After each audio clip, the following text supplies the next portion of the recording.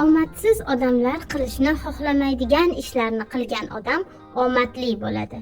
Bir kuni Shayx Abdulaziz xalifa bir joyga shogirdlarini olib bordi. U joyda 3 ta bog' bor edi. 3 ta bog'ning holati 3 xil edi. Bitta bog'da hamma mevalar g'arb bo'lib pishgan, chiroyli daraxtlar bir tekis turardi. Ikkinchi bog'da siyrakroq, daraxtlari so'lg'an, uchinchi bog' bo'lsa so'lib, qurib, qaqshab yotgandi. Shunda aytdi: "Mana bu bog'ning egasi har kuni ertalabdan turib, tinmasdan mehnat qiladi, sug'oradi, ekadi, chopadi va uning bog'i gulladi.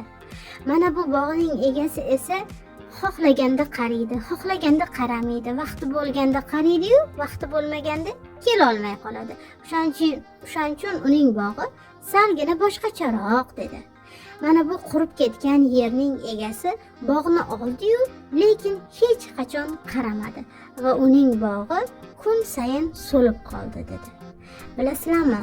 Omadsiz odamlar, qilish xohlamagan ishlarni qilgan odamlar omadli bo'ladi.